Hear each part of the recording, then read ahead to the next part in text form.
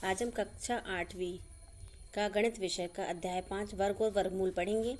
देखिए, ये वर्ग क्या होता है। जब किसी संख्या का उसी संख्या में गुणा हो जाए तो वह जो गुणनफल होता है वह एक पूर्ण वर्ग होता है। जैसे ये संख्या है 5, 5 का 5 ही में जब गुणा करते हैं और हमें प्राप्त होता है 25, तो 5 का वर्ग होता है 25, 5 का पूर्ण वर्ग, 5 का वर्ग 25 से इसको ऐसे पढ़ते हैं 5 का स्क्वायर या 5 की घात 2, 5 का वर्ग 25। ये 25 जो है वो वर्ग है किसका, 5 का। अब हम देखते हैं कि अलग अलग संख्याओं के वर्ग किस प्रकार होते हैं। 1 का वर्ग देखिए, 2 का वर्ग 4, 3 का वर्ग 9, 4 का वर्ग 16। इसी प्रकार हम किसी भी संख्या का वर्ग जो है उसी संख्या में 2 बार गुणा करते हैं तो हमें वर्ग प्राप्त होता है। अगर मान लीजिए कोई वर्ग है जिसकी वर्ग जानते हैं हम, तो उसकी सभी भुजाएं समान होती है, तो वर्ग का जो क्षेत्रफल होता है भुजा गुणा भुजा। इसी प्रकार हमें वर्ग अर्थात वर्ग की दोनों भुजाएं, चारों भुजाएं समान होती, तो उसका क्षेत्रफल क्या होता है, भुजा गुणा। तो वर्ग का जो क्षेत्रफल होता है भुजा इंटू भुजा, यही जो क्षेत्रफल है ये वर्ग का हमें उदाहरण है कि हम वर्ग इस प्रकार से, जिस प्रकार से क्षेत्रफल ज्ञात करते हैं उसी प्रकार से वर्ग ज्ञात करते हैं। देखिए 2 का वर्ग, अगर कोई भुजा है 2 तो उसका वर्ग क्या आएगा, वर्ग का क्षेत्रफल 4 सेंटीमीटर स्क्वायर होगा। अगर कोई भुजा है, अगर किसी वर्ग का क्षेत्रफल 9 सेंटीमीटर स्क्वायर है तो हम बता पाएंगे कि उसकी एक भुजा जो है वो 3 सेंटीमीटर ही। देखिए वर्ग 2 इकाई थी, इस पूरे का क्षेत्रफल है 4। ये 3 इकाई थी, इस पूरे का क्षेत्रफल है 9 सेंटीमीटर स्क्वायर। देखिए 2 इकाई थी तो उसका क्षेत्रफल 4 वर्ग इकाई है। ये 9 जो है क्षेत्रफल है जिसकी एक भुजा 3 इकाई है। ये बहुत ही महत्वपूर्ण बात है। क्या होता है, हम इन बातों को अक्सर नज़रअंदाज कर देते हैं, लेकिन बहुत ही विशेष बात है।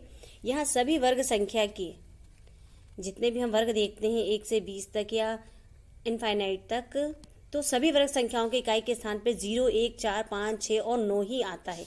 देखिए हम वर्ग देखेंगे 1, 4, 9 और 6, 1, 4, 5, 6 और 9। देखिए 1, 4, 5, 6 और 9 यही है ना, इसके अलावा तो कोई नहीं। देखिए ऊपर से नीचे तक हमने देखा, हमें इकाई के स्थान पे सभी वर्गों में सिर्फ और सिर्फ 0, 1, 4, 5, 6 और 9 ही स्पष्ट रूप है।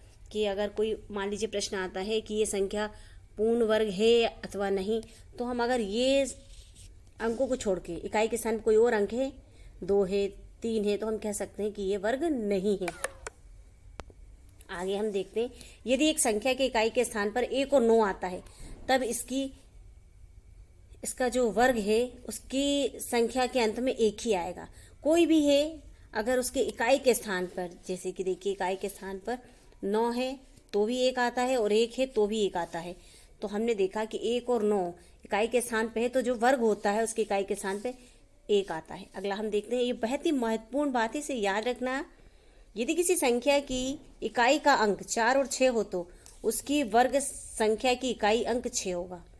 हम यहाँ देखते हैं, देखिए अगर 4 है या 6 है तो देखो 6 छंग 36 और 4 का 4 चुकू 16। 4 और 6 अगर इकाई के स्थान पे आता है तो उसके वर्ग के इकाई के स्थान पे 6 आएगा। 4 और 6 होगा तो 6 आएगा। तो ये हमें याद रखना है। यदि किसी संख्या का इकाई का अंक 5 हो तो उसकी वर्ग संख्या की इकाई का अंक भी 5 होगा।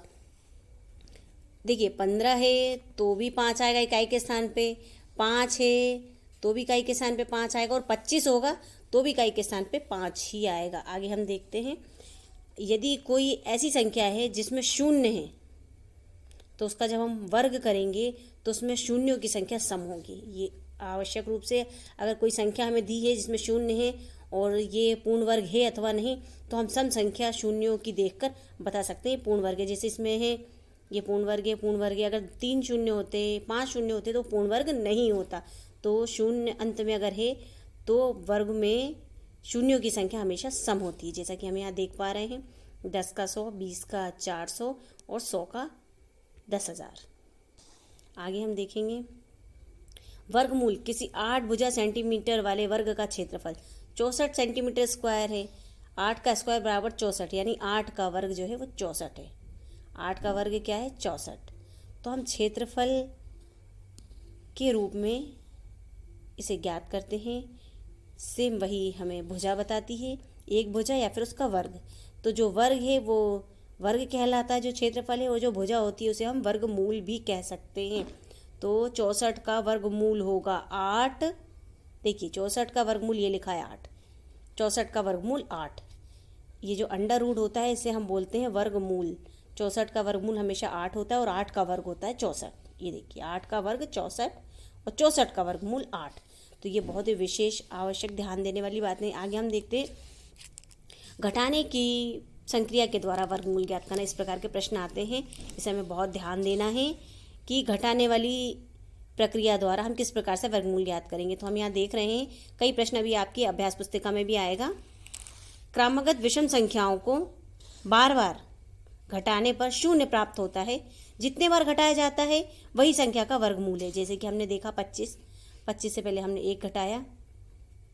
हम क्या करेंगे, 1 से क्रमागत विषम संख्या में घटाना। 1 घटाया हमने 25 से, फिर 24 से 3 घटाया, फिर जो हमें 21 प्राप्त हुआ उससे 5, मतलब विषम संख्या घटाएंगे 1 3 5 7 9। और जब शून्य प्राप्त हो जाए, कितनी बार घटाया, 1 2 3 4 5, तो 25 का जो वर्गमूल है वो 5। ये घटाने की प्रक्रिया है जो परीक्षा में आती है। इसे हमें बहुत ध्यान देना है कि घटाने की प्रक्रिया से हम किस प्रकार से वर्गमूल ज्ञात करेंगे। तो हमारी जो संख्या है उससे हम क्रमागत विषम संख्या एक एक करके घटाएंगे। जैसे 25 में हमने 1 घटाया तो हमें 24 प्राप्त हुआ, 24 से फिर 3 घटाएंगे, फिर हमें 21 प्राप्त हुआ, 21 से फिर हम 5 घटाएंगे, 16 प्राप्त हुआ फिर हम उससे 7 घटाएंगे, 9 प्राप्त हुआ फिर हम उससे 9 घटाएंगे। जब शून्य आ जाएंगे इन पदों को हम गिनेंगे 1 2 3 4 5, तो 25 का वर्गमूल होगा 5। ये देखिए 25 का वर्गमूल 5 और 5 का वर्ग 25। आगे हम देखते हैं कि अभाज्य गुणनखंड के द्वारा वर्गमूल ज्ञात करना। वर्गमूल ज्ञात करने की एक अन्य विधि हम देख रहे हैं अभाज्य गुणनखंड विधि द्वारा। जैसे कि देखिए 144 है, इसके हमने गुणनखंड ज्ञात किए तो ये आया 2 गुणा 2 गुणा 2 गुणा 2 गुणा 3 गुणा 3। तो हम इनके जोड़े बनाएंगे। ये देखिए 2 2 के जोड़े, 1 2 और 3, 1 2 का जोड़ा, 1 2 का जोड़ा और 1 3 का जोड़ा। फिर हम सब में से एक एक निकालेंगे। ये 2 का स्क्वायर, 2 का स्क्वायर, 3 का स्क्वायर। तीनों में से हमने एक एक लिखा और ऊपर स्क्वायर, तो ये 2 दूनी 4, 4 तीन 12, 12 का स्क्वायर, अर्थात 144 का वर्ग मूल 12 है। ये अभाज्य गुणनखंड है विधि। ये विधि जो है वो अभाज्य गुणनखंड के द्वारा हम वर्गमूल ज्ञात कर रहे हैं। आगे हम देखते हैं कि अभाज्य गुणनखंडों को ज्ञात करते हुए इसमें जिसमें युग्म नहीं होते वह संख्या पूर्ण वर्ग नहीं होती। जहाँ भी ये जोड़े नहीं बनते, ये 2 2 के युग्म नहीं बनते हैं, वो संख्या पूर्ण वर्ग नहीं होती है। जैसा कि हम 72 का देख पा रहे हैं, इसमें 2 जो है इसका एक युग्म एक ही है, युग्म नहीं बन पाया, तो ये जो गुणनखंड है ये युग्म में नहीं है, अतः 72 जो है ये पूर्ण वर्ग संख्या नहीं है। तो ये एक बहुत ही महत्वपूर्ण विधि है। इसे हम बोलते हैं अभाज्य गुणनखंड के द्वारा वर्गमूल ज्ञात करने की विधि।